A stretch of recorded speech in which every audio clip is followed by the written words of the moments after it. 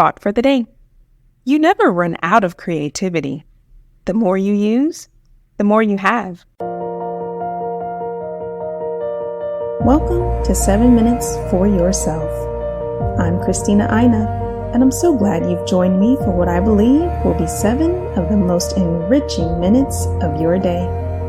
Let's take this time to reconnect with ourselves and improve our well-being. In today's episode of 7 Minutes for Yourself, we are reminded that creativity is not an inherent trait, but rather a skill that we actively practice. Have a listen. It's kind of interesting. You can't go to somebody and say, be more creative. It's like going to someone again saying, play the violin, to somebody who's never taken a lesson on how to play the violin. Same thing with creativity. Now, it's interesting because we've already discussed that children naturally are creative. All the children raise their hands when you say, who's an artist here? A whole room full of kids will raise their hand because they feel creative because they're not limited by the expectations and the opinions of other people. They're not scared of making mistakes. When we're talking about being creative, remember, creativity is a state of mind. It's actually a state. We talked about all learning is state dependent, all thinking is state dependent. Well, creativity is state dependent. When you cultivate play, we talked about the power of play and how children learn musical instruments and languages. They make fun of people's names. That's how they learn names. I don't know if your name was made fun of. My last name is Kwik. I got a lot of slack for having that name all the time growing up because that's how kids remember things. They are very playful.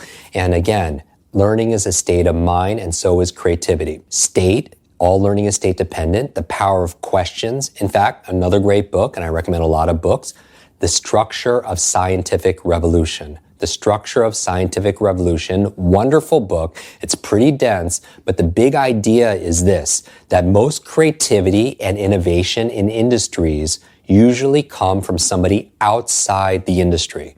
Let me say that again. Most innovation, creative ideas in an industry comes from people outside the industry because you have to have different points of view, a different perspective. Being outside of an industry, let's say you're an Elon Musk looking at the automotive industry, you're saying, wow, you're asking a different question. If I was to create a car today with today's existing technology, how would I do it now? Right? You're asking a different question, you're getting a different answer. Now, the reason why so much innovation comes from outside the industry, whether it's fashion, automotive, any kind of technology, is because if you grow up in an industry, you're also learning the same limitations in that industry. So it takes somebody from the outside to look inside with a fresh perspective. So let's talk about your brain wave states. You start at beta. Right now, you're in beta state. It's the fastest moving state, right? You're most awake. If you're being measured on an EEG, this is the beta state. That's the awake state. Now, the slowest one is the delta state. The delta state is where you're asleep. You're fast asleep, so it slows down. In between those states, you have two states that I want to talk about. One is the alpha state. The alpha state is right below the beta state. The alpha state I would describe as the relaxed state of awareness. Relaxed state of awareness. When you're in this state, your critical mind is set aside and you're just absorbing information. The alpha state is a wonderful state to accelerate your learning. If you want to learn facts, figures, foreign languages faster, in our programs when we teach memory training and speed reading, we train you to get into that alpha state of awareness. It's where your critical mind is set aside and you're just absorbing information. You know what puts you in alpha state? Television. Television programming puts you into an alpha state. And it's really hypnotic. It's interesting because it's called television programming because your critical mind is set aside and you're just absorbing whatever's going on. And you might know this if you've talked to somebody, you're trying to have a conversation with somebody who's watching television, they're watching sports or they're really into their show and they don't hear you. And they're trying to talk to you, but they don't hear you because they're so entranced with the television. That's an alpha state. It's a wonderful state to learn facts and figures and foreign languages again because your critical mind, which can't handle a lot consciously, is set aside and you're unconsciously absorbing it. Right? In fact, most of your learning was done in an alpha state where you didn't try to learn these things. Like think about how many songs you know. How many lyrics to songs do you know? Hundreds, right? How many did you sit down and actually study with flashcards and outlines?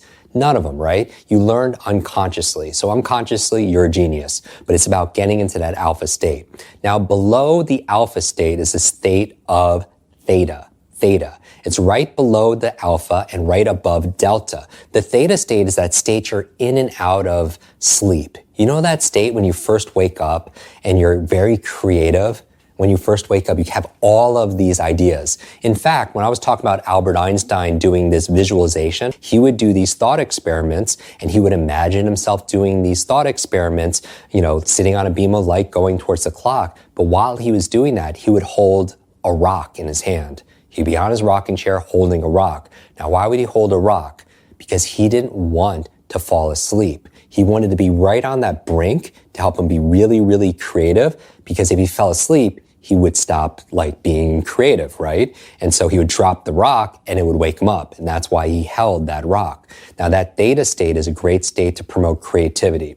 You know what puts you into a theta state? Taking showers. Have you ever noticed that when you're taking a shower, you just have all of your ideas? It's always when you can't write something down. That's why we train you to improve your memory, right? So in the shower, that water puts you in a state of creativity. It puts you in such a relaxed state. You have all these ideas bubble up.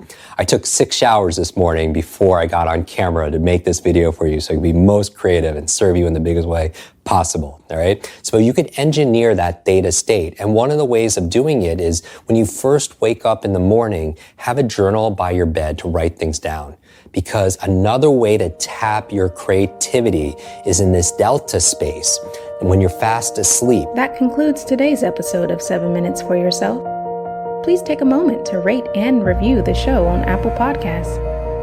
Today and every day with your kiddo is a gift. Enjoy it. Thanks for tuning in.